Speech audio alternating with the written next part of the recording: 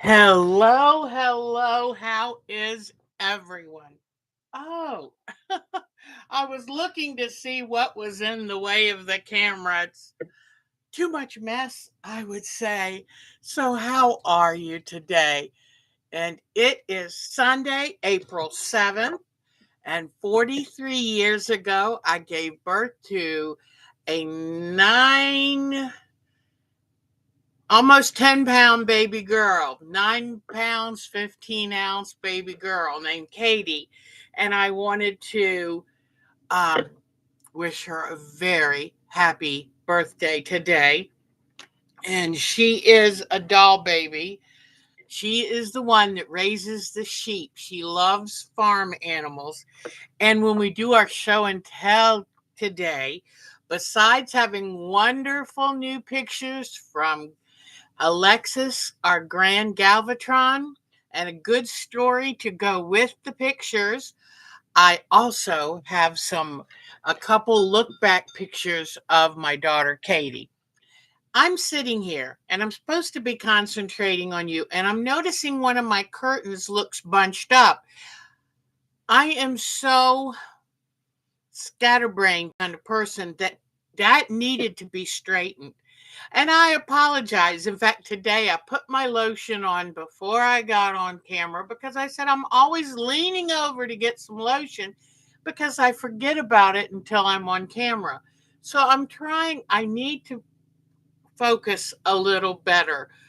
But now you know why I make jokes about myself going squirrel, because I'm very easily distracted. So I have I hope it's exciting show today. I had a very, very productive week, and I have completely sewn together our Thursday night watercolor quilt. And then I only have to quilt my address quilt. So I will be showing you those. I just wanted to let you know that I went ahead and chose the next number for our UFO challenge. I chose it ahead of time because it just was going to make it easier for me. But it's number 12. So now our four numbers, our project number. What was the other one? I think it was project number 2. Then there was project number 9, project 11, and now project number 12. So just put that on your little list if you're working on UFOs. I have a feeling our Bonnie's going to be the winner because she has been getting all kinds of UFOs done. All right, but happy birthday to my Katie. I have no idea what she's doing today. I hope it's something fun. She already sent pictures of the gifts that Becky and I sent her. And so it's exciting. And I'm so, so tickled for her. All right. So I guess the first thing I will show you is what we've been working on for Art Quilt Thursday. Now, since I've already started ironing on some of the small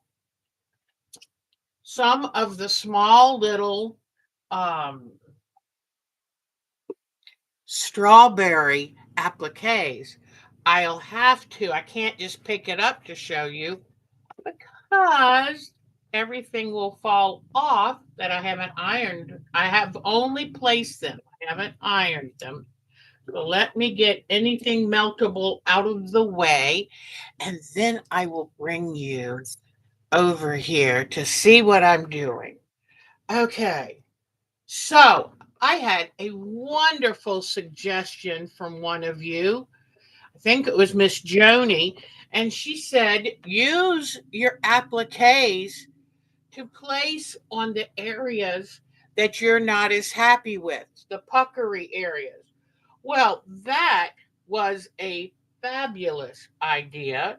So I'm going to get ready and do that. So here are little strawberries I cut out of a fabric. I put them rough cut on a piece of Steam 2. I like Steam 2 because then I can just kind of place it down like that.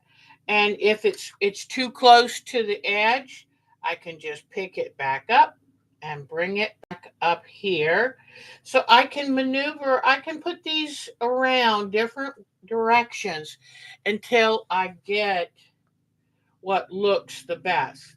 Now, instead of having what looks like floating strawberries, what I'm going to do is later on when I go back upstairs, I'm going to embroider some stems on these. And that way, some stems and a few little leaves so they look like they're not just floating by, that they grew there. But I put most of my strawberries over on that side because I wasn't happy with that side. All right, so I'm putting a couple right here. This is where I originally was going to put them.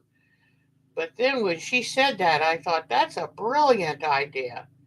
So I have to peel the paper off of these. All right, so the last one is going to go here. All right, so here they are. Now, hopefully my iron is heated up. And I'm just going to come over here and press them down. And you know what? Sometimes it's better to just put them down, look at them a little bit, see if you want to change them. But otherwise, you can overthink it. I am well known for overthinking almost everything. All right, so there we go. Now I can hold it up and let you see it. All right. So here is, this is what we've been working on the last two, I guess, Thursday night art quilt. And now you'll see I put most of my strawberries here and put a couple of them there. And this way I was able to kind of mask the poor sewing over here. But then also, I put a hummingbird on it. So, do you see my little hummingbird? I wanted to put him where I knew he would show up. So, I have more things to put on, but I've decided that for the most part, my butterflies are going to be three-dimensional, like this. So they will be sewn just barely tacked down so that they look like they're in the process of flying. But aren't they cute? And of course, since blue is my signature color, but I've got all kinds of butterflies that I will put on probably once I have quilted this, because you can't put something that's going to. Here is another hummingbird, and I haven't decided yet where to put him. And then I have a full bird, and I probably will put this on after quilting too, because I'm not sure I want it quilted. So I'll have to see. It might be an area that it needs to be quilted. And as I've talked about, I'm going to let the quilt guide my plans for quilting. In the sky, I'll just do a simple kind of back and forth across the sky. On the flowers, I will probably do a little outline quilting, but nothing too fussy. This has got enough activity. It doesn't need me to add more to it. So I am happier and happier with it. Once you start embellishing something, it becomes a lot more fun. That, for me anyway, it's a lot more fun. So I'm just loving this. Now I'm finally where I'm happier with it. And here is, let me move these things. Lately, I'm feeling a need to clean up things. And I think it's springtime and that whole spring cleaning thing, but that's a good thing. I'll tell you in a moment what Mark and I did. This I'm thrilled with. And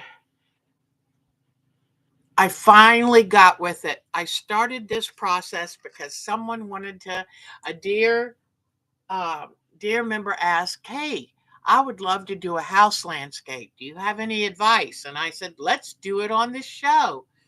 And this one, I just went through the motions, but at some point it clicked, and I decided this is the home that Mark and I've lived in for 14 years. We dearly love this home. This home feels like a warm hug at the end of a long day. And we love it so much. And, when he fully retires, we'll probably be moving closer to the coast. So it'll be nice to have this. Also, I think it was my Joni who said, "Hey, Deb, I can't wait to see what you put on the pots on the front porch." So I hand embroidered two hanging pots and then put what I call my dragon wing begonias in the pots on the front porch. And it really made me tickled. And I've decided to put some pink flowers in my weeping cherry too, because this is going to be the springtime of year. So I'm really happy with this. Very anxious to get this um, fully quilted and bound and hung on the wall. I've got to find a good place to put it, but I'm really happy with this now, and so grateful that I made it, because sometimes in life we just get going so busy that we kind of forget to stop and take stock of what are the things we want to do. And I'm going to prioritize a few things. I've been doing a lot of thinking. So, okay. I have not started a new spring red work. I will this week though, I'm sure. But I think I showed the art quilters the other night. This is block 6 of the um, English paper piecing. And so now that'll go on the board with the others, although I've got enough now. And the designer is a doll baby. The blocks, you do them in order that you put them on the quilt. So I don't have to wait until I'm done with all 16. I can start sashing them now. And I'm definitely going to do that. So this one had 60 pieces. The one before this, number 5, had 68 pieces. And I think I told you one of them has 80 pieces for a 12-inch block. So I've got block 7 cut out. And I have, I wonder what the term is. I've taken the paper piecing, I've cut the fabrics out, and then I've taken the glue stick and put the fabrics on each of the templates, the paper, the cardstock paper templates. So they're all prepared. They just need to be whip stitched together. And that's the fun part for me. So actually though, you know what? I do like using the glue stick and gluing the fabric to the cardstock. I had no idea that I was going to turn into an English paper piecing nut. So, before I get into my next story, where I'm going to tell you a dark secret of mine, I want to see who is here. Oh, and I got my new glasses in, so I'm hoping to cut down on some of my headaches having better glasses in. But let's see who we've got. Oh, monkey. our Mary was the first person here. Then Debbie was here. Hi, Debbie. Oh, it is so good to see all of you. Oh, Nova has Mary said Nova has a special video for this event right here on YouTube. Are you meaning the eclipse of the sun that's going to be tomorrow? And I think it's going to be 80% here for me in North Carolina. I can't wait. So I'm going to sit on the porch where I can't look at the sun, and I can't wait. I'm going to plan some hand sewing if I can see and go sit out there. I remember an eclipse back in 1984, and my two kids were in school, and I just sat on our little porch that we had then and just watched the birds. The birds were the most interesting because they were like, all of a sudden they thought, it's time for bed. It can't be time for bed. So they're all rushing to go get settled in. And then the sun comes back. So that was a funny part for me. And I'm going to take at least two of my dogs out there with me. Um, the two of them that I know won't run away, and see what their reaction is. So, you know what? I'll tell you what I'll do. I'll also take my camera and film it. Some of you might not be in the range. I have a feeling a lot of you are. But this is an exciting thing, and I can't wait. But I didn't even order glasses. I'm not going to try to look at the sun at all. I am going to probably take a paper plate, cut a hole in it, hold it up, and then the light that comes through that hole will show the eclipse on the sidewalk. So I'm probably going to do something like that. But I'm not even, I didn't even want the glasses. My eyesight's so precious to me. I'm not going to risk burning a hole in my retina just to see a 4-minute event. Okay. So anyway, okay. But thank you for mentioning that. I think we'll definitely be wanting to watch that. So, hello, Miss Jody, Miss Quilt Squirrel Jody. You're close to the path in Ohio. She has special glasses and binoculars ready to go. Oh, that's exciting. Got to remember to turn off our solar lights before tomorrow. That's right. You don't want all your lights popping on. So, Marcia's here. Hi, dear sweet Marcia. Lisa, I miss my Lisa. Lisa, I want to do another event with you. I miss you. It seems so long now since our Myrtle Beach quilt party. So, oh, it's so good. So, let's see. Oh, oh, Jody is going mushroom hunting. Oh, that's exciting. It's scary and exciting at the same time. I'm so glad you're an expert. Enjoy that. I love watching on YouTube. I love watching people from Ukraine and things who go out in the woods and collect their own mushrooms. And that's fascinating. So, oh, enjoy that. Oh, okay. You don't eat them, you just enjoy the hunt. That is wonderful. I'm tickled that Jody changed her name. That is so neat. I love mushrooms too, Marcia, but I just buy the button type from the store, and if portobellos are on sale, I'll grab some of those. But I do love them. And guess what? Oh, Marcia's cutting scraps. Good job, Marcia. Marcia has taken to this quilting stuff like a fish to water. Hi, Grand. Hi, Alexis. How are you? It's so good to see you. Oh, this is great. Ah, yes. Jody loves her scraps. She does really well with her scraps. Hi, Laura. It's so good to see you. And I mentioned Thursday evening, Laura and I both watched this week's Textile Talks, and it was an amazing woman from Japan who is the most amazing quilter I've ever seen.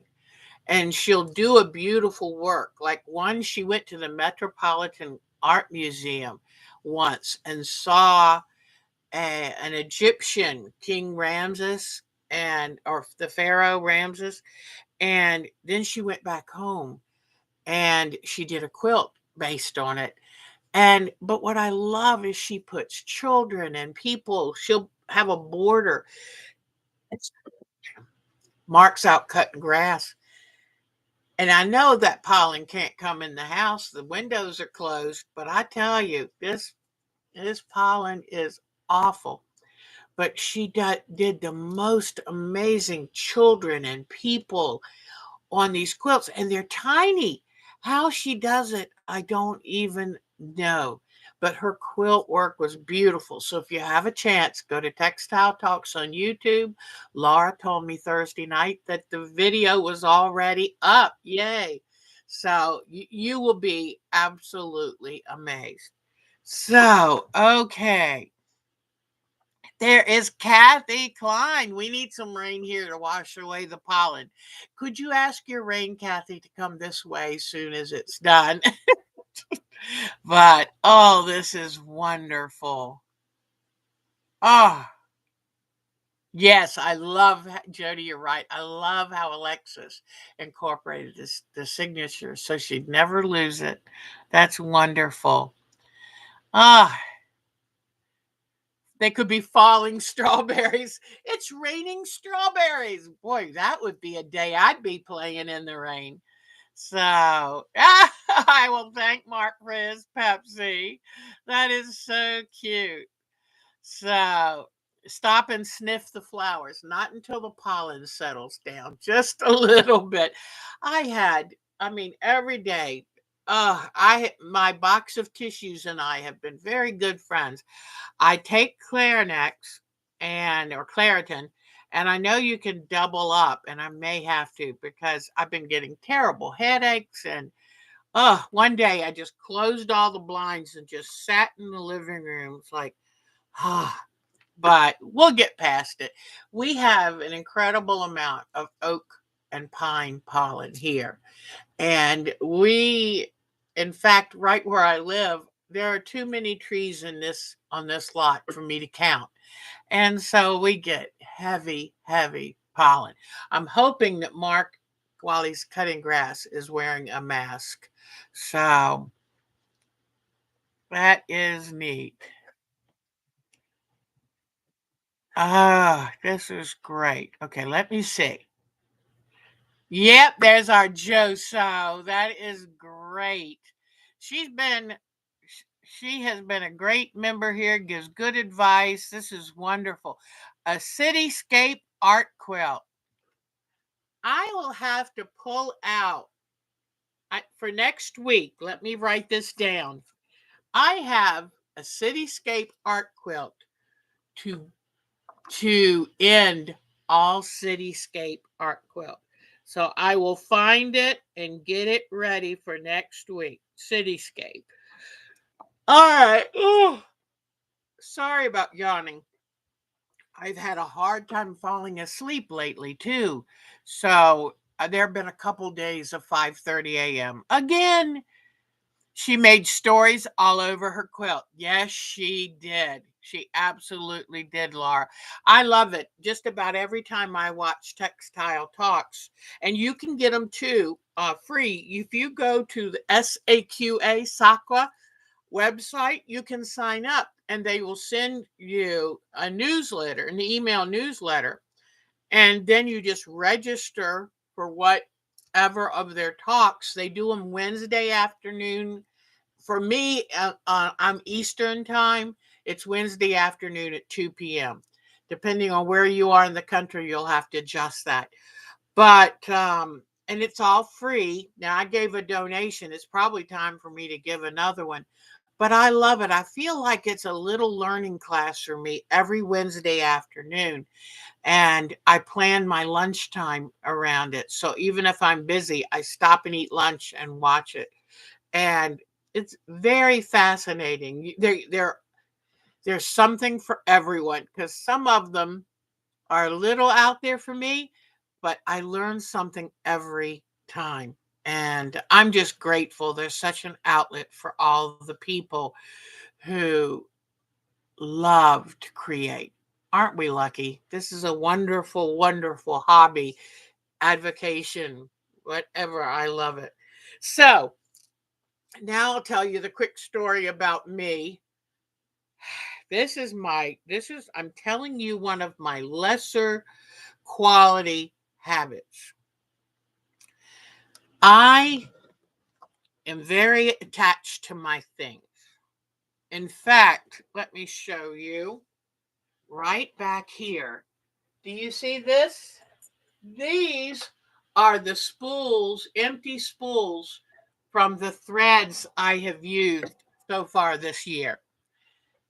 And I am looking at that. I'm so proud of myself that I've been actually sewing, actually making it work.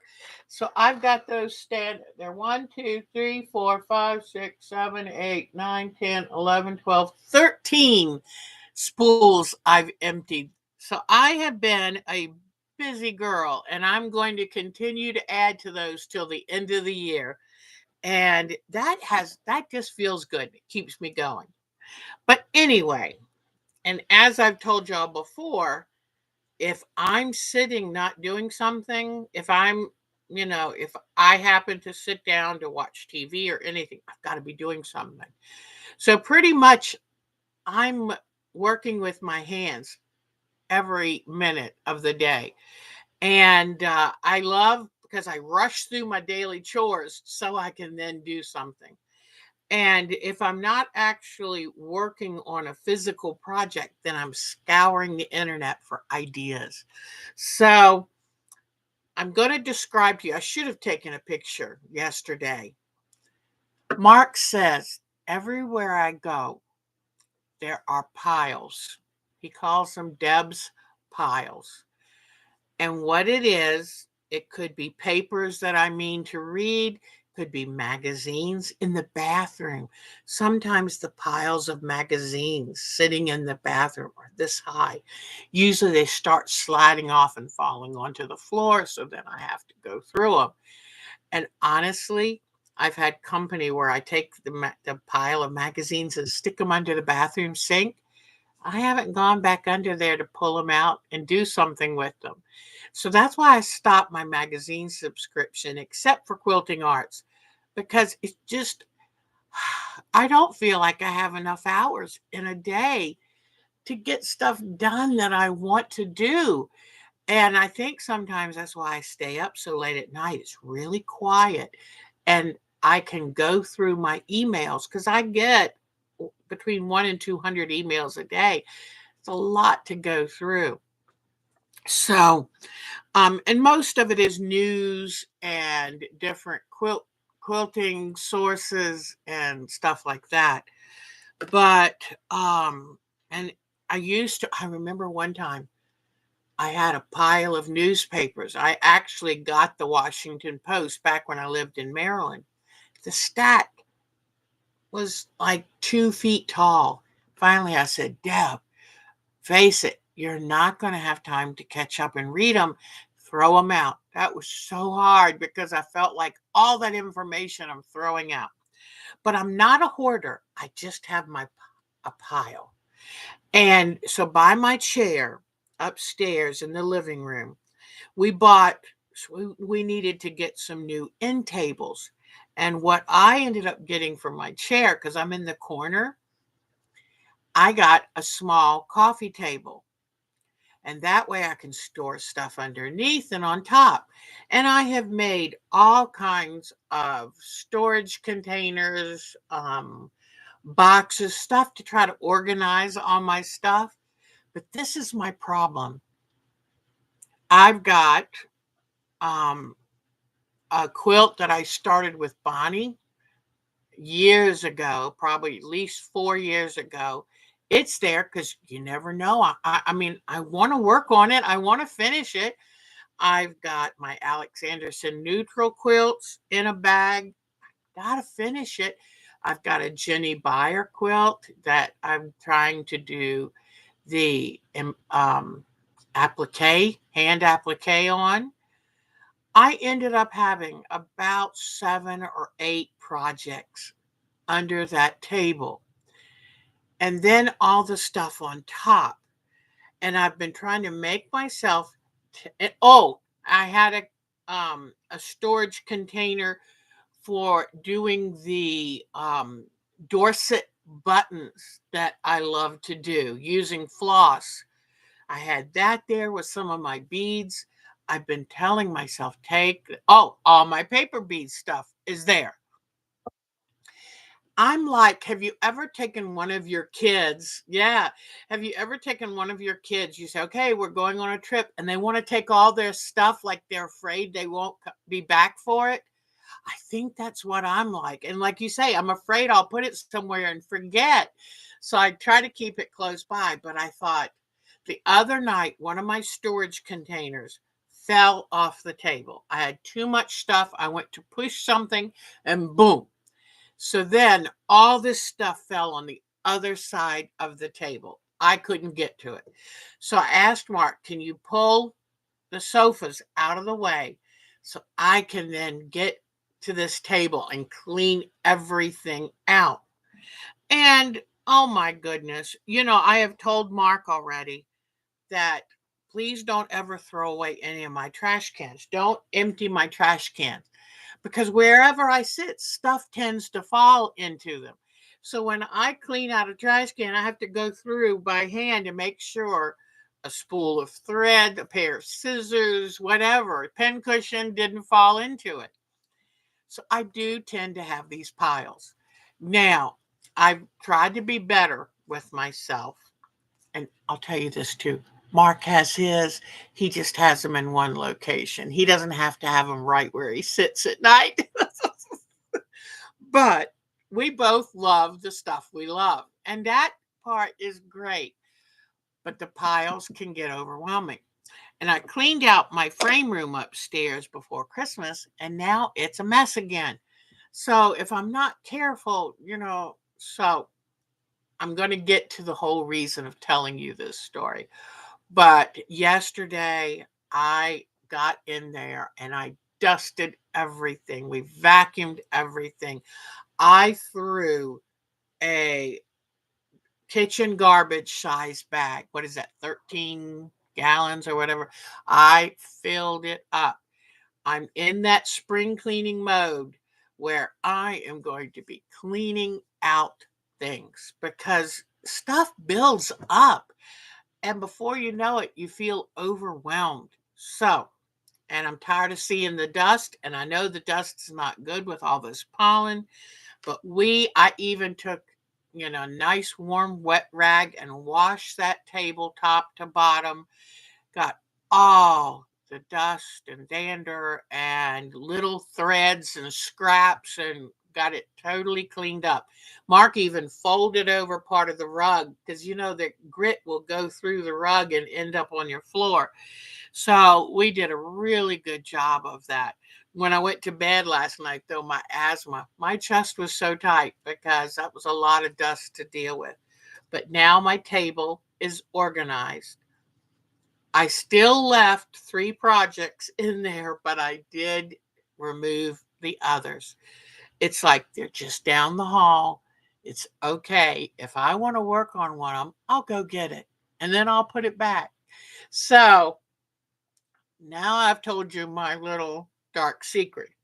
Now, in leading to this, I've been sitting in this room and I would love to have Polly over to sew, but I'm too embarrassed the condition of this room. I've been so busy that I make a mess, but I haven't had the time to clean the mess. Do you see right here? I mean, really. So, yesterday when I was contemplating the next busy couple of months, I happened across an article and it was an article from some quilting source that said 31 days to an organized sewing space. So I started reading it. But for me, it just seemed a lot of fluff. Um, but there were some really good points in some of it. But one thing that bothered me is day 9, you go out and restock your supplies. I said, wait a minute. I need to get this room clean before I even consider bringing anything else in here. So, and hopefully I'm still here. Nobody has moved. You're probably enjoying listening to my dirty dark secret of piles everywhere. And I always think when I make a pile, I'm going to come right back and clean it up. But then squirrel, off I go. All right, I named this. So reading that, it gave me some ideas of my own. And I used the one thing that was the best thing of all that I found in that. And that was, okay, well, let me stop back. So I spent some time to write this. It says, reclaim your joy and creativity, because my joy is being stressed and sapped by the mess and disorganization. So, step 1 is going to be like things you can someone write and let me know that you're still here, because I there hasn't been any chat in a few minutes. So I just want to make sure I know y'all are there. Well, it seems to say it. We'll see. Okay. Oh, thank you. Thank you, dear hearts. Thank you. So you enjoyed my story of me telling my secrets. Listen, sometimes when I tell these stories, people go, I know exactly what you mean. I have the same problem. And it's nice. So it's cathartic. Okay.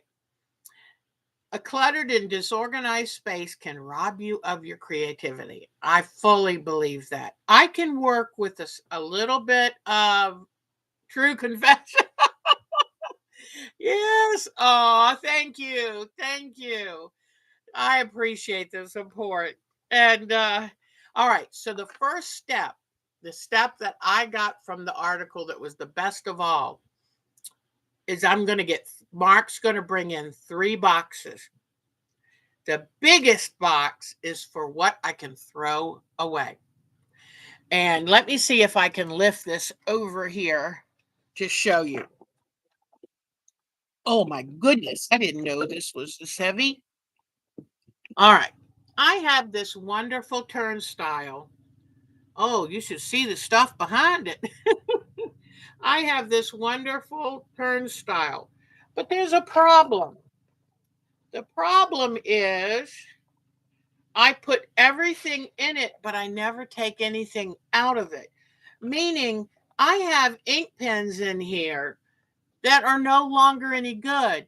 And I'll even use them during a show, try to write, it doesn't work. I put it back in there and then get a different one. I never go back to see which marker. I think this is one of them that doesn't work anymore. Oh, this one does. Okay, I apologize. Apologize, marker. But I have markers in here and pencils and that I can't use anymore. Why am I not throwing those away? This was my light bulb moment. Hold on, I see a bobbin getting ready to fall off the desk. I can't have that. I love my bobbin. So, okay, pull this stuff back from the edge. They were ready to fall off the cliff of the desk. Okay, so I need to go through this. Why am I keeping so many rulers? Do you know I hardly ever use these rulers? And I would rather use one that's more rigid. I always think that I might make a shape and use this to draw it. But have I ever? No. So what I'm going to do, the first thing I'm going to do, I'm going to have 3 boxes. One of them is everything that I'm going to throw out. On the second one is going to be things that I want to save, good things, but they have to earn their way back into the room. The third box is going to be things I can donate.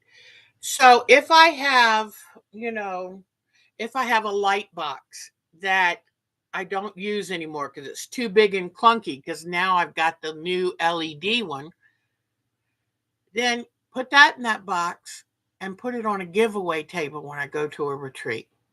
For someone who's on a fixed income that, doesn't have a light box, they will like it. But now I've got a light box in one of those cabinets that the early clunky small ones that had big C batteries in it. Why do I still have that? That means 3 light boxes in this room.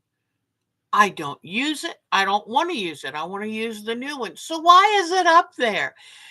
I think sometimes we we don't want to throw something away because what if we need it? Well, you know what? I told Mark, and he totally agreed with me. He loved this one. I said, I'm going to be ruthless in this room. And if it turns out somewhere down the road, if it turns out that I want or need whatever it is I've thrown away, I'll go buy it again. Okay? Like, I'm going to show you something else. Boy, I'm in a good mood now. This is definitely confessional. This is a light bulb that came out of that lamp. It was in my plant. I had to pull it out of my plant. See the little dirt and stuff on it? It is a 3-way light bulb that only works on low now.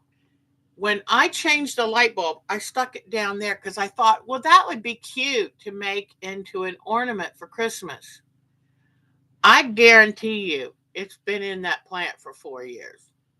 So, first thing, I'm going to throw this away. There, that was easy. So that's the kind of stuff I have to do across this entire room. Like I just showed y'all recently, this cute little, what do you call these now? Globe, snow globe. I made it. Unfortunately, the water's turned so dark. Why is this still taking up space in here? I need to throw it away. I got my fun out of it. The fun was in making it to see if I could. And now that's done. I don't need to go there again. So, another item for the throwaway pile. The problem when I look back at my early YouTubes, the room was like clean and nice. And now it has just gotten more and more. And that's because things come in the room and they never leave. They're going to leave. So, 3 boxes. The biggest one's going to be toss it, throw it away. The medium one to save, and the small one is for stuff I donate. Now, where can you donate them to? Some things could be donated to your local quilt guild. Some things could be donated to a nursing home, retirement home. Some things could be donated to schools. You just have to see. If you can't find anyone to take it and you don't have a retreat to go to give it away, then throw it away. It's okay. It is okay to do. So, okay, and things like this. Why am I saving this? That doesn't have enough thread on it to wind on a bobbin, doesn't have enough to use to sew even with, and even hand, I always think, oh, well, I'll have it for hand sewing. I've never picked it up. That's another thing. In the trash bin. Okay. So when I read, go through pins, go through things, what is broken that you'll never use? In fact, look at this. Look at this nasty scrap of a pencil. Now, I'm an earth girl. I'm a tree cruncher or whatever, a tree hugger, whatever, granola cruncher. But do I really need to save this? This is taking up a lot of space. It doesn't even have an eraser thing on it. So that's what I'm going to be doing. That's the first thing I'm going to do. I'm not going to put anything away. I'm going to go surface to surface, and I'm going to see what can I toss, donate, or what do I want to save. And by having the 3 separate boxes, then I know, okay, the ones in the save box will be coming back into the room, but they'll go in their place. And I got so excited about this because I've been dreading. I've been talking about cleaning this room. I've made attempts, valiant attempts, only getting the fabric refolded and put away, which was a lot, but that's not all. But I've been stuck. I've just been stuck. And when I read about the 3-box system, I thought that was it. A light bulb went off. I can do this. I can do this. So I'm excited now. And I've got to do my taxes first. So this week I'm doing the taxes, and then as soon as I finish taxes, I'm going to start into this. But it says here, now go through supplies, throw away all broken, used up pins, hardened glue. If the glue stick is dried up, throw it away. I have tried to rehydrate them. It doesn't work. You can get school glue sticks for 40, 50 cents. Throw the dried up ones away. And don't save the containers. You're not going to put your needles in them. Don't even save it. Just throw it away. If you can recycle, that's great, but not many things that are going to come out of here are going to be recyclable. But that's a great idea, Marcia. If you can, if anything can be recycled, glass, certain plastics, yes, recycle. All right. Then also be brave and throw away excess items you've collected. You don't need 20 friction pins. For one thing, did you know friction pins dry up? If you don't use it within a year, usually it's no good.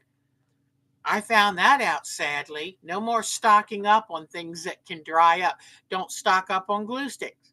They dry up. So I'm learning. I'm learning. And do you need that many pairs of scissors?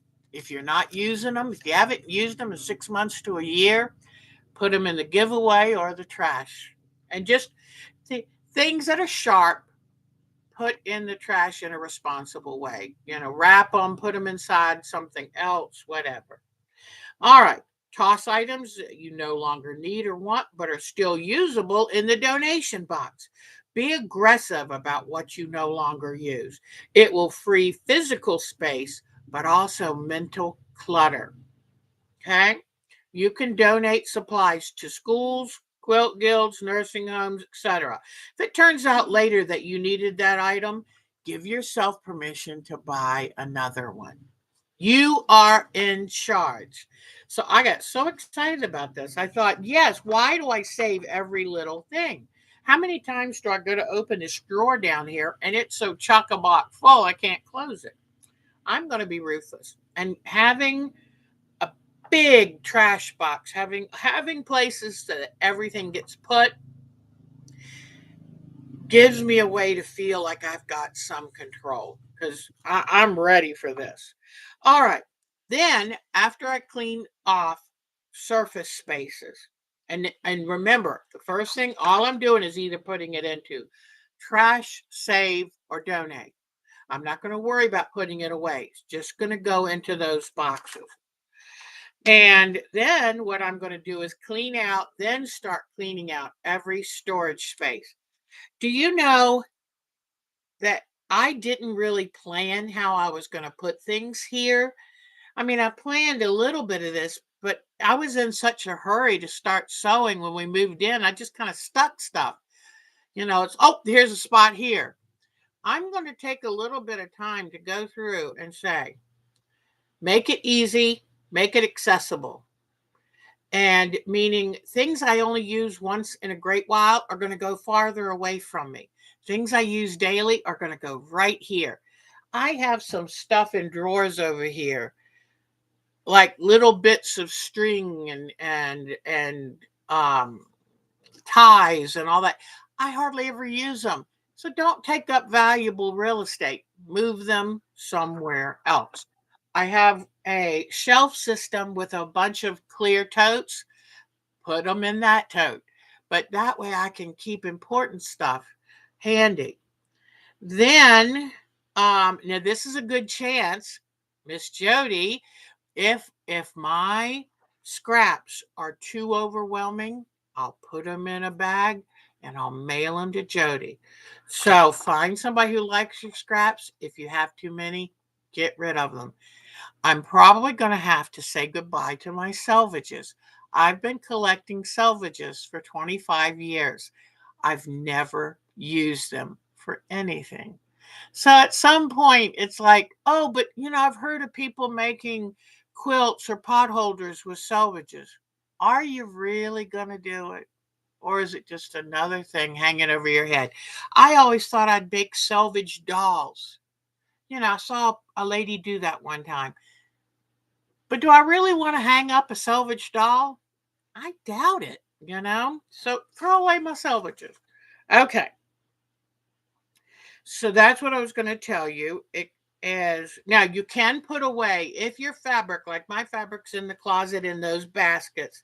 So I can, as I'm cleaning up, if I find a little mini bolt of fabric, put it away. That's fine because it has a clearly defined space. But I'm not going to put anything in drawers until I go through each drawer, clean them out, and say, is this what I want to have there? Now, let me see. Make better use of the storage you have at hand. These are all my own words because I really sat and thought about it. And because honestly, once I heard that 3-box system, I was so happy. I thought I can do this. And I'll put on a good audiobook. And YouTube has a great list of audiobooks. I'll put on a good YouTube audiobook and enjoy myself. All right. So clean out each storage space, refolding, restacking items for maximum space because you know how they'll get messy. I have a drawer over here that I keep little bits of white fabric in. Well, this takes up a lot more space than folding it. Little things like that. So go through those and see what you can organize. That'll give you more space. Make better use of the storage you have at hand. Look to see if moving items to better location will make better use of your space and time. Keep the most used items close by your sewing area. Can you put things seldom used in storage farther away or in totes that you store out of the room? Ease of use equals more using. And that is so true. Do you know how many times I've thought, oh, I've got some of that fake Sherpa wool fabric. I would love to make a little bunny or a little sheep for my daughter, but it's back in a tote somewhere. I'm not sure which one. They're stacked up, and so I've not done it. So that's where, if it's something you've thought about using it, bring it closer to you. You know where it is. Now, then I'm going to relabel drawers and storage containers to reflect what's in there now. If you make the spaces more organized, then you can more easily clear table space because you know exactly where things should go. Now, I looked up, well, if I want to label things, I heard Alex Anderson talk about getting a label maker. I went and looked at a label maker and I went, Deb, whoa, hold on. The one I would want would be like $35. I said, whoa, hold on, Deb. I said, you've got a printer. You can buy a whole pack of 300 labels for $5.99 from Walmart or Amazon. I said, don't buy a new machine. Don't buy something else that then has to be stored. Just print off some labels on the printer. And then, so that's what I'm going to do. So I'm really trying to, very serious about this. And I really am trying to streamline my life more. All I want to do lately is to create. The need in me to make new things and finish old things is so great. I don't want to waste time. I feel like I only have a certain number of years left, and by God, I'm going to make the best use out of them. Doing things that make me happy, that feed my soul. Cleaning house does not feed my soul. Okay, so I'm going to reload drawers and storage containers. I may run up to Walmart and buy a stack of new clear storage containers because I realize I'm not going to store things, and if I can help it, and anything that I can't clearly see right away what's in it. So just time saving, effort saving. All right. Then I'm going to group items by use. I'll give you an example. On a table over there, on two different tables, I have some paper making supplies. That's something I've been wanting to do for years, to make my own organic paper, and I've just wanted to do it. So I bought the supplies, but they're in several different places. I found that for me, if I don't know where everything is, I only have a certain amount of time to work on something.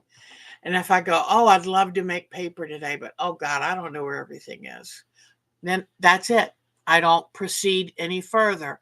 So I've had the supplies sitting there for this year. It'll be 3 years. Well, that's not doing any good. I've talked about making baskets. My basket weaving stuff is in the garage. I don't know exactly where it is. That's one of the things. I will move closer to this space. So, because I realize I am getting older, I have this much energy, I have this much time. So I have to work around that, make it easy to find and do. All right. Now, let's see.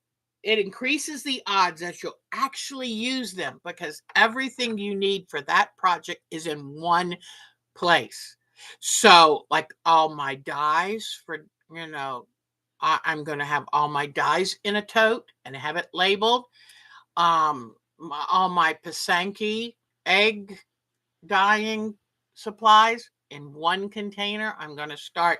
That has been my new thing. Everything is in its space. And that way you grab the container, you can do the activity. That's what I need. So, because I know myself, if I make it easy, it works.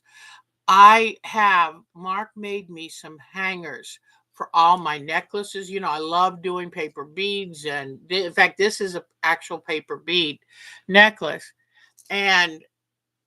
But I've loved making my own jewelry. I'll buy beads and string them. He made me a place so I can hang them up. Guess what? They're always there. When I have a place that's easy to use, I use it. If I make it difficult, I won't use it. I won't use a jewelry box because then they get tangled and then it's hard to find them. This is just teacup holders on a white wood thing, and it works great. So I've learned enough about myself. Make it easy, make it accessible. Now,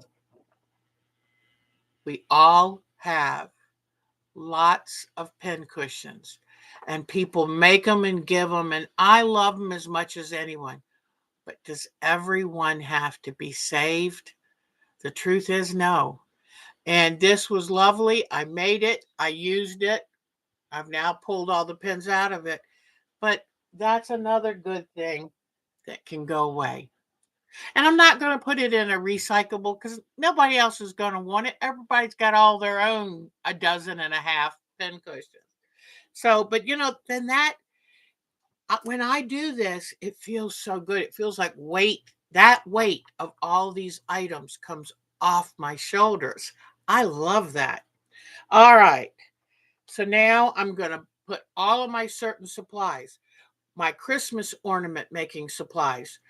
The ceramics are going to go in one place. The ball ornaments, everything's going to have its section, and everything for that particular craft is going to be together. My polymer clay, everything that I need to do that polymer clay in one place, easy to go to, grab. There you go. All right. Then another thing, I've got a gazillion pieces of printed paper. I tell you, I'm I'm serious when I'll show you all. This is just stuff just from right here. And then I've got a whole bunch more here. Everywhere in this room, on every flat surface, are papers. And I mean well. I'm not a bad person. I mean well. I see a project and print it out so we can do it on the show. But what happens is these things build up to the point where I don't even know what I've got anymore. So I told Mark, I know how to make 8 at a time half square triangles. I don't need paperwork that tells me how to make half square triangles. I already know. It's in here. It's good. It's not going to go anywhere. And if I throw away those papers that are just taking up clutter space, and I then somehow forget, I'll look it back up on the computer. It's right there. Let it store on the computer, then on pieces of paper all over my room. So I'm going to go through. I told Mark, I was telling him yesterday, he was so good. He was like, okay, go ahead. And I'm like, but it just feels so good to now that I've got it, now that the resistance is gone and the excitement for getting this place organized has set in. I'm excited. And so I'm going to take those papers and anything that I don't absolutely need, they're going to get thrown away. And then any of the patterns or whatever that I go, well, no, this is really good to keep. I've got binders, I've got folders. I will put them in a binder or folder. And also, I'm going to go a step further.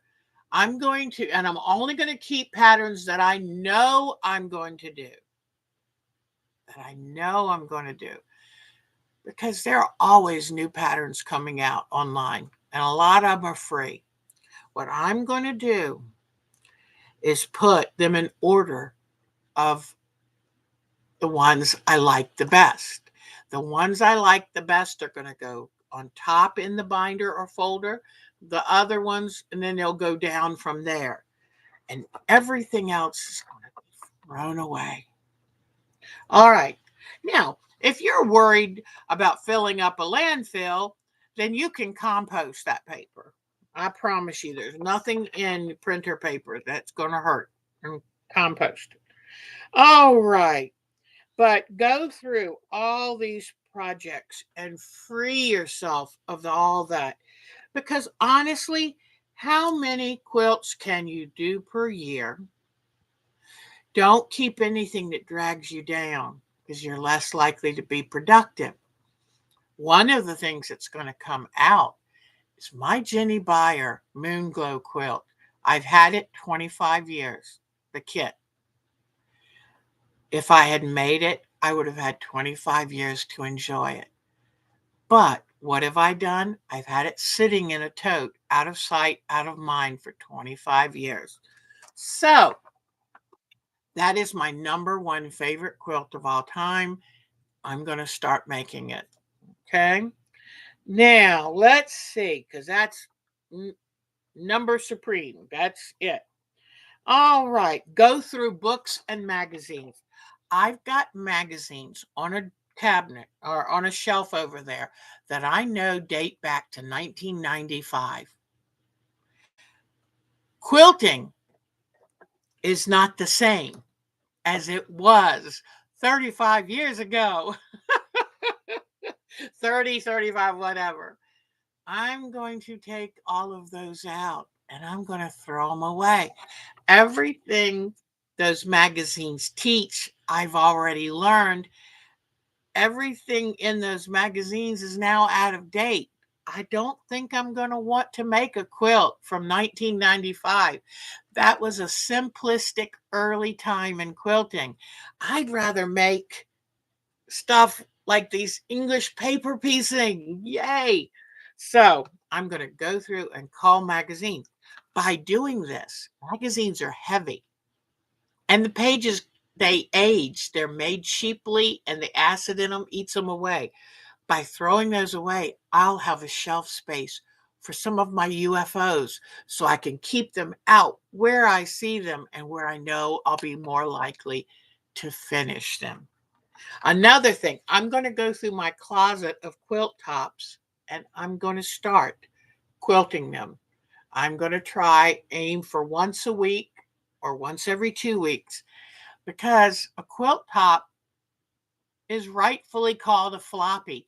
It doesn't do anything. You need to quilt it. So I'm going to rearrange my closet where I've got the quilts hanging. Number one, if you have quilts folded or hanging, you need to go through at least once a year, refold them, make new crease lines. You don't want creases that get set into the fabric fibers. So it's a great chance to go through, refold everything, kind of freshen it, and then segregate the quilt tops so that you can start quilting them. Another thing, and this comes partly because of my realization that my time is limited on this earth, and that anything that's not completed essentially becomes trash or someone else's problem. And so I want to finish them so my kids and people will want them. Leah Day rolls hers out on pool noodles. Oh, hi, Miss Polly. That is a great idea too. And if you just have the storage, that's super. Another thing, yeah, let me see. Books. I went through stages of loving to collect books. Most of this was started in the 90s. I need to go back and look at the books and say, is there anything here I really want to save? I will save my Georgia Bone Steel. I will save my Mary Ellen Hopkins, because those are treasures. Those ladies I admire, and they're treasures. I always save every one of my Jenny Byers. But there's a lot of other things that I kind of picked up that I'm going to look. If I look at the book and go, I'm not interested in this anymore, that'll go in my donate pile. But I'm going to warn you, when I go to retreats, the biggest thing in the giveaway pile are books and magazines. People don't want them. They're learning to, free their self from all of these. So that will open up space. All right. Not everything has value over time. And that's important to remember. A 30-year-old magazine probably has no value. If it was the first ever quilter's newsletter, maybe, but most of it's just junk. All right. Then I'm going to organize all my rulers and templates by use. I bought a brand new ruler because I had taken a class where I needed one, and I felt like I had one, but I didn't know where it was. Normally, I hang them up on my cabinets over here. Whoops, hold on. Normally, I hang them up. Whoops, let me come cool. Am I doing it right? Can you see those rulers? I normally hang them on my cabinets, and that way I can see them easily. Well, one thing I need to do is organize them by ruler type. So I'm not, going all the way down one end to the other. And, but when I took that class, I had the wrong size ruler. And then when I went upstairs last week to get the mirror, that the moving, the mirror, posable mirror, I found that ruler that I knew I had, pretty sure I had, and found it. Well, by that time, I had already ordered one. I found this as a June Taylor ruler, and I'm going to show you about this today. June Taylor ruler, and it is called a pointy tip, and I'll tell you more about that. But it has the lines this way so that you can measure what you need. And but this one was half the price of the others that are like this. It was $12 instead of 24.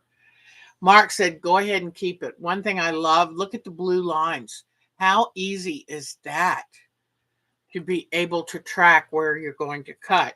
This one, to me, it doesn't have any of the measurements clearly written. They're tiny little writing right in here.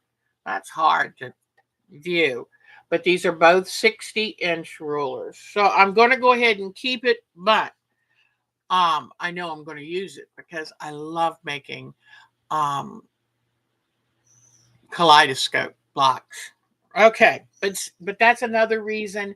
Go over, organize all of my rulers, and as I'm going through items, when I find stuff in piles, then I can put it and have a space for it. You know, I could even do like some men do with their tools and draw a line around the ruler that goes there so I know if it's missing. All right. Then go through bins, see what you can get rid of in them. Day by day, we tend to drop things in that have no real value. It's a good idea to clean them out. Once your storage spaces are clean and organized, then you can tackle putting away your sorted items that you've decided to keep. Everything kept has to have a home and a valid reason to remain.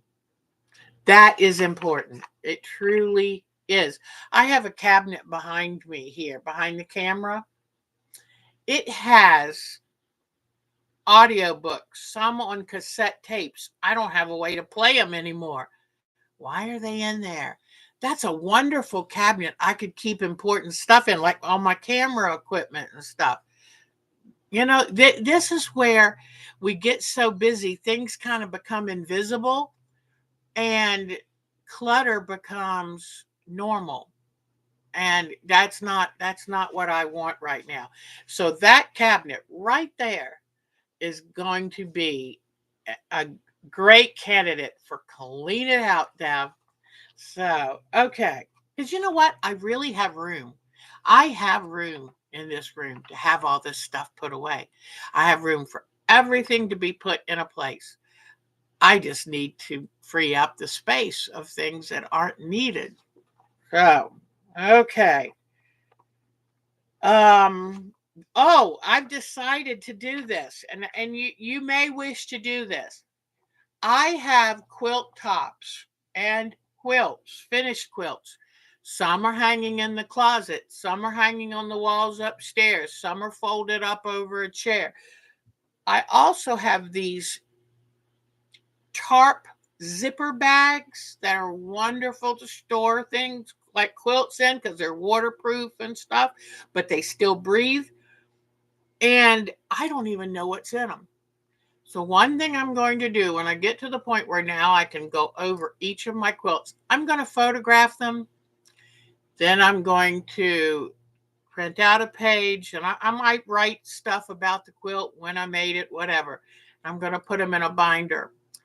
And I'm probably going to put on that page where I can find that quilt because it would be nice to be able to go, oh, I'd love to show you this, but I don't know where it is.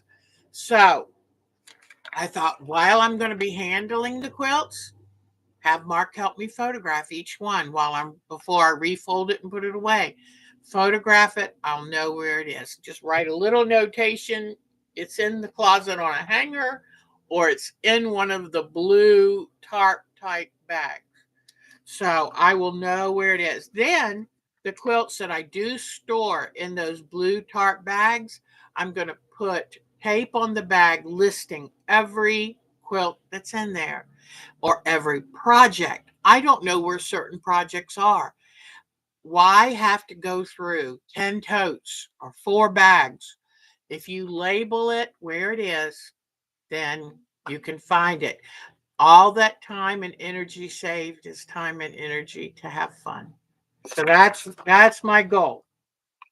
I'm realizing this room, my disorganization has been dragging me down. It makes me depressed. If I'm depressed, I can't create the way I want to. That that home landscape quilt has done so much for my excitement level, my creativity, and I want to keep going.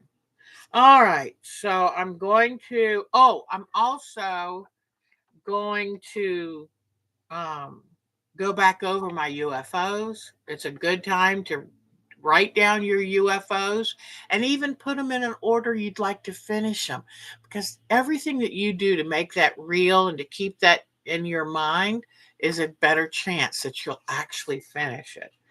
All right. So I'm going to photograph and label them, know where they're located. And it's kind of nice to have a printed history of all the things that we've all talked about having a binder of everything we've ever made, but we rarely do it. And sadly, the first 20 years of my quilting, I gave away everything I made. So that's lost to me, but I can start with what's here now. And that will be nice. And some of them have a story. I have a phoenix quilt up on that wall that was in celebration of my starting my new life with Mark. I was rising from the ashes and of my divorce. And so some of these quilts have real meaning to me. All right. Lastly, designate. Okay. So I think we've gotten. Also, when you're going through your quilts, maybe it's a good time to change out where you've got quilts hanging in the house, refresh and enjoy a quilt that you haven't messed with for a while. So that's also a good thing. But the last thing now for me to tell you, mm, not the next to the last, your UFOs, do not let them beat you up. I know when I made a list of my UFOs and saw how many I had, it was shocking. But I'm going to do more and more giving away of my UFOs. It is the most freeing thing that you can do. So when I go through this cleaning and reorganizing, don't be surprised if I bring some over here. When I do a show, I go, anybody want this? And that's a good thing, because certain things we think we want to do it, and then it turns out, no, it's not. We're excited about something else. We've moved past that stage. Well, then pass it on to somebody else who would like it. And that frees you up of that responsibility. All right. Then last thing I promise. Keep a basket in your room. Now, I love using the Dollar Tree plastic mini laundry baskets. Keep a basket in a designated place. Everything, you know how I pull out fabrics to work for on a quilt with y'all? If I don't have time to put them back away, put them in that basket. Okay? That's the only place you put them. You don't just lay them on a table. You put them in that basket. You know by the time that basket's full, so don't make a big basket. By the time that basket's full, you must take time to put those things away. This could be fusibles that you have taken out, but you want to get back in the package or roll back up.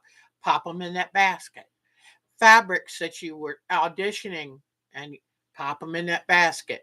An empty spool that you don't have time to hang on the thing yet, pop it in that basket.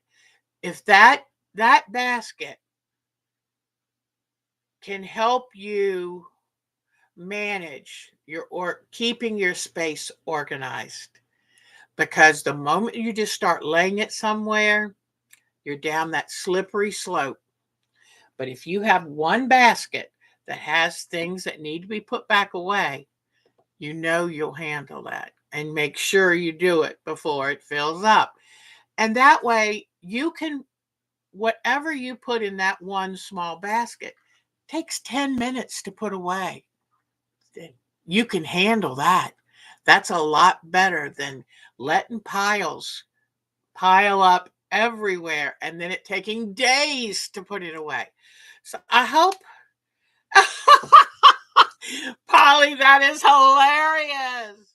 That is hilarious. Yes, my doggies, they're being so good. Blossom is the black and white one right there. And then here's Miss Maisie. And then Gromit's under my feet, under the sewing desk. He has his special bed. And he loves, they all love coming down here, even though it's chilly by the floor. That's why they have all the blankets and beds. It's chilly, but I'm so happy down here, and they love that. They want to be near mama when she's happy. So, anyway, I hope I didn't mean to take this long with it, but it made such a difference to me yesterday. It's like the fog lifted, and I thought, ha, I now have a way to handle this. Because when someone, now I realize why my kids were always like deer in the headlights. Clean your room. Oh my God, that's overwhelming. But if someone said, hang all your clothes back up in the closet, or put all your shoes away, or pick up all your books and put them back on the shelf. If I had done that, given them one specific thing, but just saying clean your room is overwhelming. And honestly, I finally told them when they were grown up. There were times that I knew they would take all day and they'd start playing together and stuff, but it just gave me some quiet time. So telling them to go clean your room was a way for me to have some peace and quiet. But anyway, okay. So I think I've bored you enough with my idea. I truly hope, I truly hope that it might help you like it's helped me, because this past year that I've not been able to get the room fully cleaned has really, it almost scared me.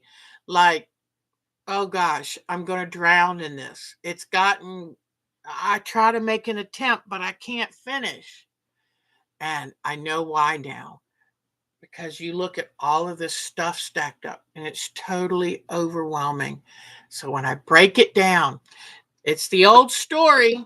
How do you eat a whale? One bite at a time. How do you eat an elephant? One bite at a time. Please don't eat whales or elephants, but you know what I mean. Every task is doable one step at a time. All right. Thank you very much for listening to me.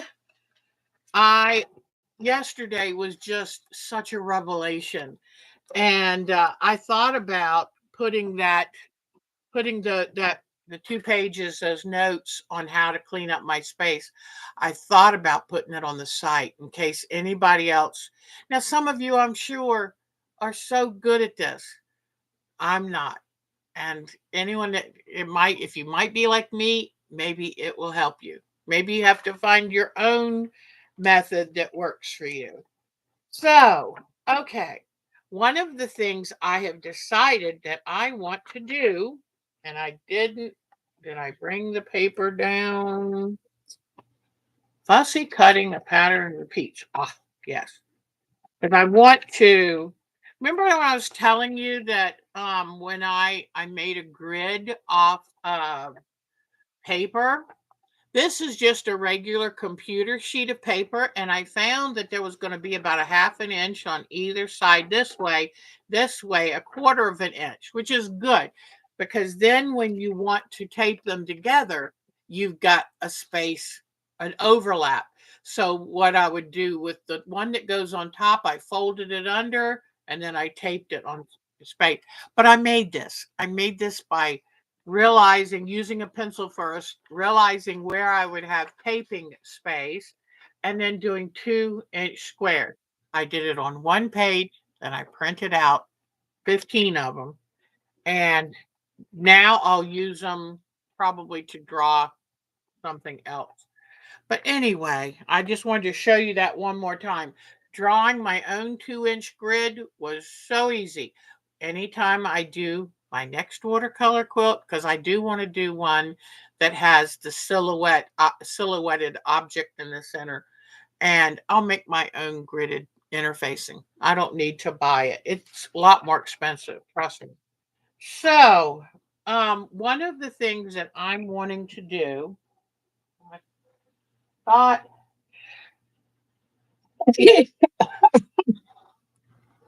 that's another reason I need to clean this room. There's a lot of dust in this room. Fabric. and dogs create a lot of dust and dander. So it is time. But for whatever reason, I have been loving Melinda Beulah's YouTube videos where she does large flowers and they're gorgeous. And it's our Jody's method of posterizing um, and then drawing a pattern. I can't believe it, Miss Jody. I want to do it again. And so I looked through large flower images online. And the ones that really stuck with me, there were two, and I'll show you pictures when we do our show and tell. One was an azalea, a little azalea branch, and the other were water lilies. So, what I've been working on when I stayed up till 3 this morning was working on taking the photos, putting them into gray scale, and then doing the segmenting them. And I put them in 6 segments. And so I had to do a lot of work. Like this one, I want to remove the background. One thing that I love about Melinda Beulah's, isn't it Melinda? Let me see. I'm going to find it for you guys. Thank you for asking, Marsha Hahn. Hun. Okay, come on. There we go. Okay, Melinda. Whoop. Melinda Beulah. Okay, on YouTube. Okay, and I'm going to give you a shortcut. But I have been fascinated with the work she's done. I've done stuff similar, but I want to try some more of that. Let me now close this out. And what she does that I love so much, let me paste it and enter. There we go. Melinda Beulah, Bula, Melinda Beulah. And she actually gives you some YouTube classes. And I think you can also take virtual classes from her. But I love she uses a dark background and makes the flower the center of everything. And so I'm working now on, like, I found this water lily. I removed the background and now I got 6 different shadings. Let me tell you about what I was noticing. We're not going to have time. I was going to show you how I'm going to draw the pattern. I don't think I have time today. I couldn't I couldn't figure out how to make it big enough. I wanted it so that I could print it off and it would automatically print on like 3 different pages, so it would be that big. I think I'm going to have to fold it into 16 squares and draw it. But I want to do a big pattern. Of course, I'm going to give you the pattern for free. And um and I'm deciding the colors and all of that. So I'll give you all that information. But it's going to have to start next Sunday. It's going to be our Sunday project for a couple weeks. And I'm just in the mood to do that process. I know Jody is probably passed out by now. And somebody pick her up off the floor because I'm actually volunteering to do another one of these. But I just love the way Melinda Beulah handles hers. And so I've been learning from her. And if you don't, you can buy kits from her, patterns from her, and she has it all. So that part is wonderful. All right, so I just wanted to let you know that is what I am currently working on now. And I don't want to find something interesting for my background. So I'm going to have to go to the stash and pour through it. No, I don't have an art quilt because this week will probably be our last week on the watercolor wash. So I don't have an idea yet, but I'd love to have one. If you think about it, in fact, let me go ahead too and write my email address, our time to quilt at twc.com, and send me your ideas. I would love to, look at them and find it out. All right. Now, believe it or not, I want to show you because I want to. Oh, so on Amazon, I bought this ruler, June Taylor. I love June Taylor supplies. June Taylor, $12, maybe 99 cents. No shipping. Then I saw the cutest thing. You know that I have this little doohickey. I bought this thing and it came with a little miniature thing. And I used this to cut apart my chain piecing. One problem with it, if you see, I have to make sure that thread goes right in there. And I'm lucky the sharp point broke off because I used to stab myself on that. So this is a nice thing. But then you won't believe what I saw on Amazon. And I first saw it was one for $7.99. Then I saw another vendor, two for $7.99. I was so excited. Here it is. Okay. These are that new way of using lasers to cut a thin wood plywood. These are two pieces of wood, one on each side. In the center is a rotary cutter blade. Isn't that wonderful? And it has this screwdriver. You can take it apart. Now, it comes with a stand. Nice stand, very, very well done with little glue dots on the bottom so it sits still. And then when you put it in here, put it so the blade is sticking up. The benefit of buying this is that you don't have to find the exact place where it'll cut. If you pretend these are two pieces of fabric sewn together with a thread here, all you have to do is just tap it down on this. It'll end up finding the little indentation and wow, it cuts good. Now, the other good thing is, think of how efficient this is. There's a cutting space, cutting space, cutting space, cutting space. One, two, three, four, five. Five cutting spaces exposed. Now, what happens when all five get dull from use? You loosen the screw, turn the blade somewhere in this amount of space. Turn the blade. Brand new cutting blade. I mean, that is cool.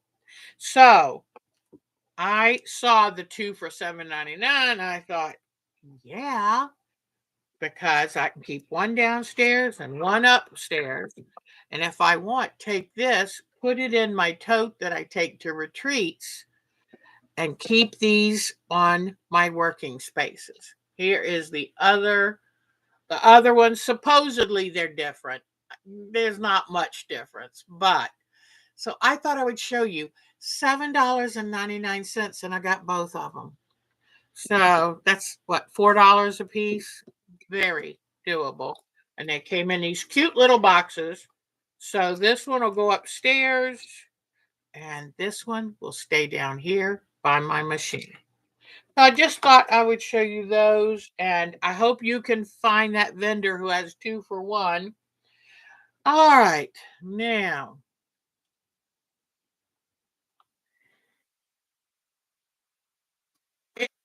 these are the instructions that she gave us.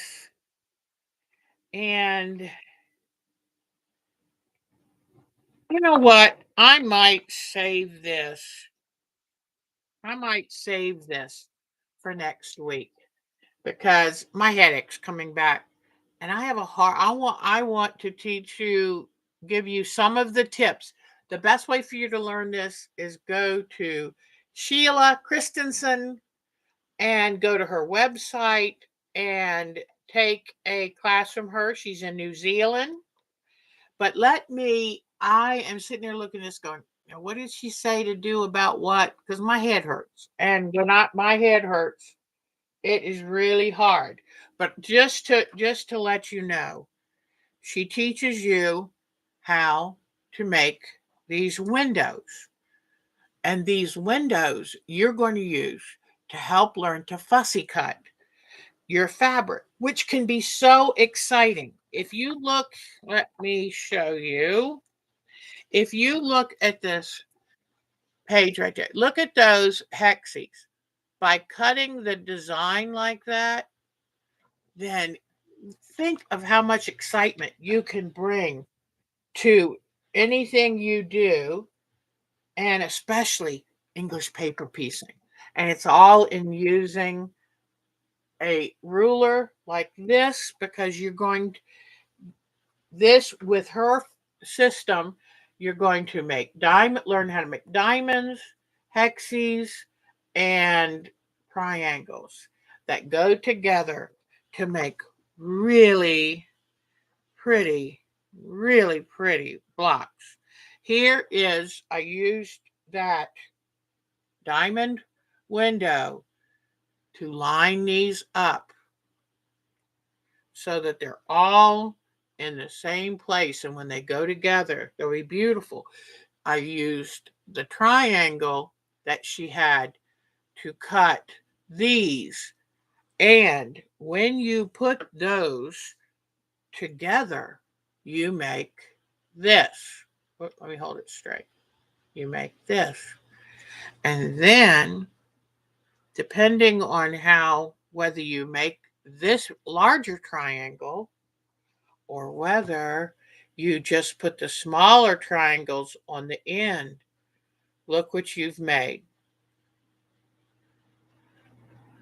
So this will be worth it. And I want to be sharp and focused when I teach you that, because I'm not the expert in this. I only took one class, but I want to give you the best information possible.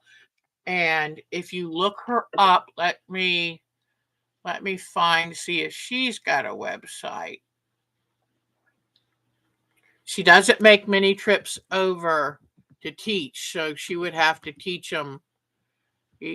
Oh, here we go. Sheila Christensen, Quilting with Sheila Christensen. And she's a sweet, sweet lady.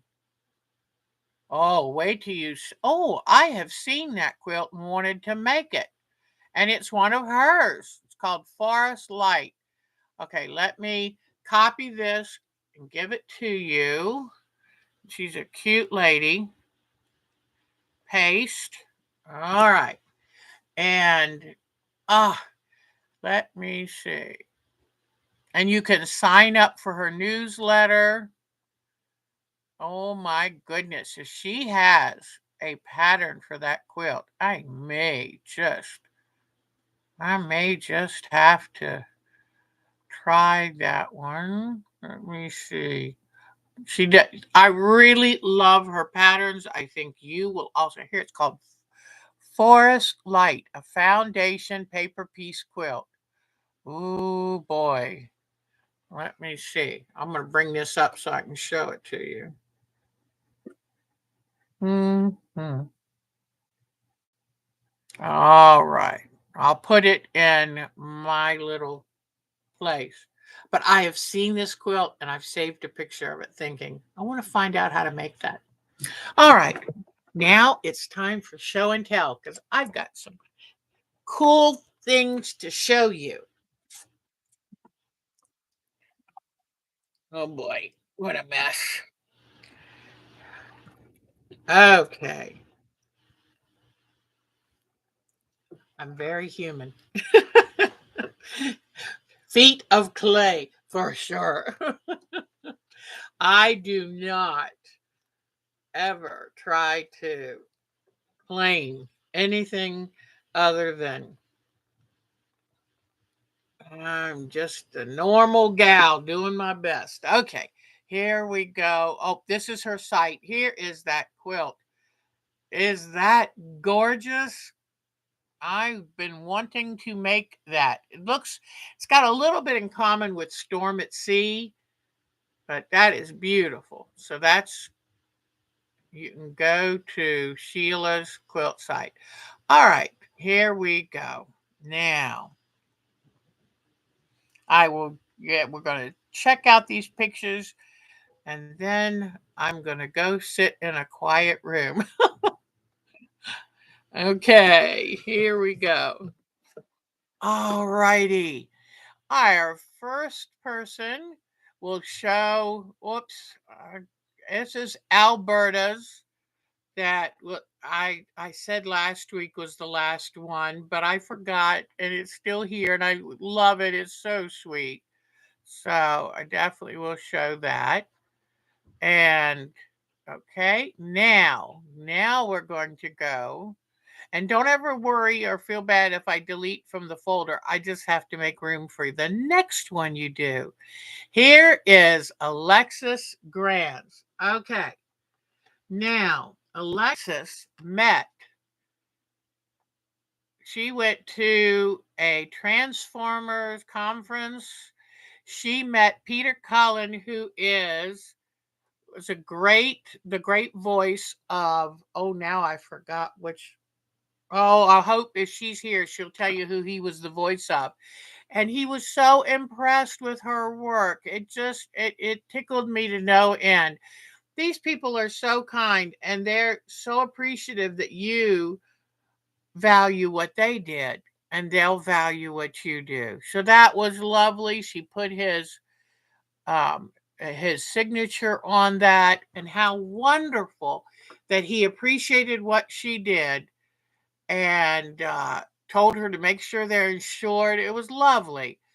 And here are two more. I think this top one she gave to the person, one of the people that did his voice for some of the Scooby Doo and a lot of Transformer things. But it's so wonderful. You're all artists together. I'm so glad Alexis got to go to that show. I'm so glad that her artwork, she's making a name for herself. I love it. So, Alexis, thank you so much for showing us your work. And it just shows their beautiful work and a passion for something will take you many places. And I think it's wonderful. One of the things I dearly love is her use of really interesting backgrounds for these figures. So, way to go, Miss Alexis. We're so proud of you. Now we can say we knew you win. Now you're out of college and just doing all kinds of stuff. I love it. So I'm so proud of you. I was telling Mark, it's like we've watched her for probably 4 years and she's really developed into a beautiful artist. All right. I just want to show you this fish again because I do think that this fish is going to be one of our upcoming projects. I would like to make an undersea world where we have the most wonderful imaginary fish. Pardon me for the hiccup. So I can't wait. And we'll have to get Miss Betty Meisner to um, give us hints on how to really. I want to create something just as exciting as hers. Thank you for that idea. I love it. All right, Miss Bonnie. Miss Bonnie, I told you she's been busy on her UFOs. So I think she's going to be in the running for the winner of our 12 months of UFOs challenge. All right, there's another one she's finished or she's almost finished. There's a turtle that she's been working on finishing. I remember when she started that, I thought that was so creative. I love this little quilt. Isn't that sweet with the little bird? And she does really good applique work. and she belongs to several blocks of the month. So she's always doing new things. Here she's got one of her dragons that she's doing the red work for. And here's one of her other red work projects. I love the work she does. And here are all of her dragons that she's going to use as inspiration. Here is her amazing that she does. That is amazing. And a very big piece. Oops, oops. Okay. I didn't know what was in there. Yeah, that's a dragon she did to see if she would like it, if it would work. And it's so cute. I love those. So way to go, Miss Bonnie. All right. Now, all right, let's see. Charlene. Oh, yes, I had forgotten about these. She's been working on this is Edita Sitar of Laundry Basket Quilts, her birthday block of the week, actually. And I'm collecting the patterns, but I haven't made a single one yet. But look, Charlene is so talented. I just love that. Beautiful, beautiful. Okay. And here is one of her log cabin table runners. And I love, love, love how by turning the block, she's made that creative pattern. Log cabins, the log cabin pattern is so versatile, and there is so much that so many designs and patterns and it's been around. It's one of the earliest blocks. I'm going to first show you the picture of my daughter whose birthday is today. We are celebrating it today, and there she is showing her appreciation of a sweet cow. My daughter, from the time she was 5 years old, we took her to the county fair, and she loved all of the animals. So we knew that she had found her calling. And that's one of the reasons we made sure to get 10 acres. I wanted to be on a little farm for a bit, and she did. And now it is her avocation, and I love it. And there she is with one of her lambs that she bred. And happy birthday, Arcady. But she is definitely the animal whisperer. She's so good with animals. So happy birthday. Then I wanted to show you this was a great picture my daughter took of a saucer magnolia. And I thought that's kind of got me thinking about flower quilts and how could I do it so that, you'd have to have a wide range of pinks. And that got me excited. Then I found Melinda Buell. And then I started looking to see what kind of flowers would work. This would be a wonderful flower image to use in that way. And let me tell you why. Some people get excited and they look at peonies and they look at roses and they look at chrysanthemums, but be careful. You don't want it to be too busy. If it is, then you can't get the shadowing. You can't get all of that detail because it's just so busy. This would make an absolutely gorgeous study. And then after you got all of the colors in place, then you could come in with embroidery and do the stamens.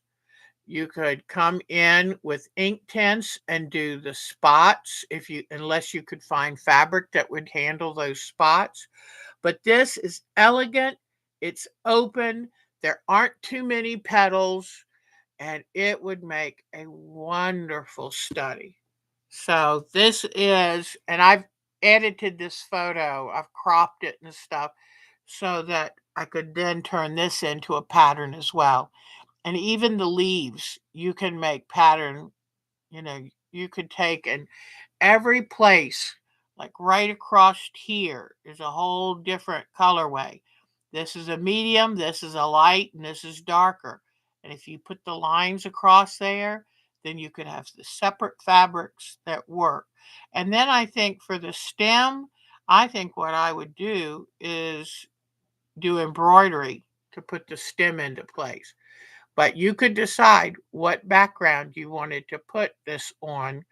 And actually, white is quite kind of pretty there, or you can go something darker. But I just thought I would show you. This is one of the things that's really been tickling my brain this week. Okay, I want to show you something that came in the quilt show newsletter today. And this is a beautiful quilt that dates to the 1870s. So it's 150 years old.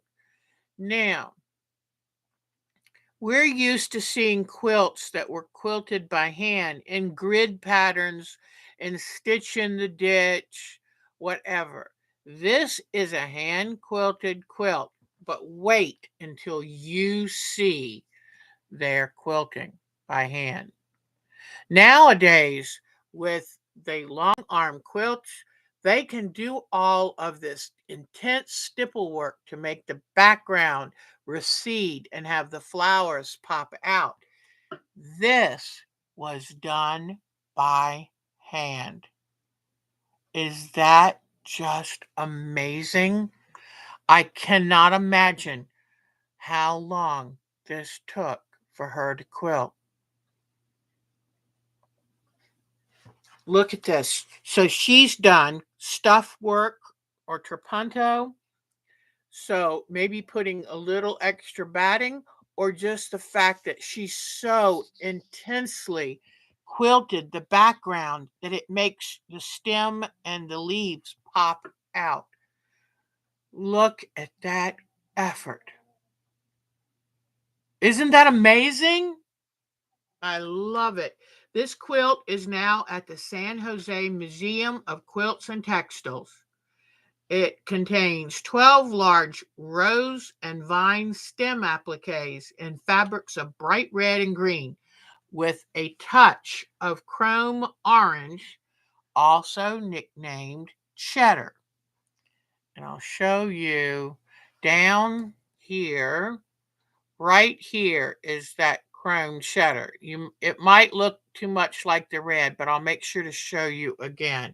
Chrome orange or cheddar. The appliques are done with a fine blanket stitch, and the border with parts of flowers and leaves completes the design. It's an off-center asymmetrical design with one large rose, 3 buds, and leaves on a curving stem. And like I said, it's 1870, all cotton, and now resides in the San Jose Museum of Quilts and Textiles. But I am in awe. I had no idea anyone ever so heavily. There, now you can see the chrome really well. Chrome, orange, or cheddar. But that quilting just blows my mind, people. Oops, okay. Now I want to go back one more time to the quilt and let you see that. And it is asymmetrical. I love that. Somebody really put a lot of thought into that quilt. Isn't that just beautiful? So 150 years ago, and you can see here the cross hatching, and then all of the rest is heavy, dense quilting, except for the little patches of stuff work or trapunto. Isn't that just beautiful? So I saw that today and thought I got to show the ladies. That is just something that blew my mind. All right, so let's see what Debbie has. And I like leaving her inspiration so that I keep doing my red work, like, because hers is gorgeous. And I have just a few of hers left, but I know she'll be working on something else very soon. Okay, let's see who's next. Denise. Yes, this is and you know what, Denise? You've got me wanting to do either finish my koi quilt or make a new one because gosh, I do love that. Let me enlarge it real quickly. But she painted this on board and I love it. So I think we're going to have to do something like that. Very talented, Denise. And now let's see. Are you ready? I need a drum roll for Miss Jody, who has sent me a copy of her latest matinee monster. Oh, but before I show you, let's go see her block of the week quilt that she has been working on. Isn't that beautiful? It's wonderful. And I could sit here and talk about it for another 10 minutes, or we could go and look at her new monster matinee. Here it is. Let me enlarge and show you this. Is that the best? Jody, you you Jody, you make my heart sing. Is that amazing? Oh my god, I love that. That swimmer's excellent. Isn't that amazing, ladies? I get so excited looking at Miss Jody's work. Gosh, it is beautiful. Way to go, Miss Jody. I'm so excited. If you haven't been here for a while, Miss Jody's Monster Matinee series keep us so excited. So here I want to show you the last showing of Miss Joni's beautiful three-leaf clover table runner. I love that, Miss Joni. Love it. Okay, let's see who's next. All right. Miss Mary. I haven't gone through some of these, but I will look at her English paper piecing. Wonderful, wonderful.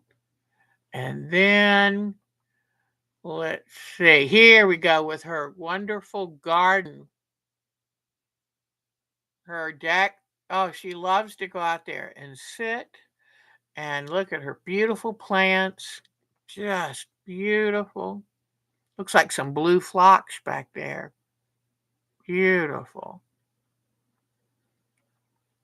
Cyclamen, so pretty. Calla lilies.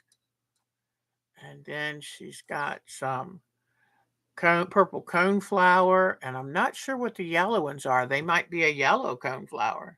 And then she's got some wonderful ferns.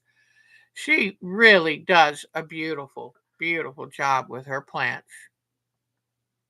And wonderful petunias. Look at these wonderful pinks or dianthus and pansies, daisies. Wonderful. I love that beautiful blue green hosta. And she did her 68-piece block, but I think she said hers is 64 pieces. I'm not sure, but it's wonderful. All right. And her cat bed that she wove out of fabric roping. All right. So now let's see where we're going. Marsha, what does Marsha have here? Oh, yes. I know I need to stop showing the same thing, but they're so wonderful. If you have any new photos of your work, especially your progress on this, we would love to see it on. Those are gorgeous. Beautiful, beautiful work. And I love it that she invented it. She just knew what she wanted to do.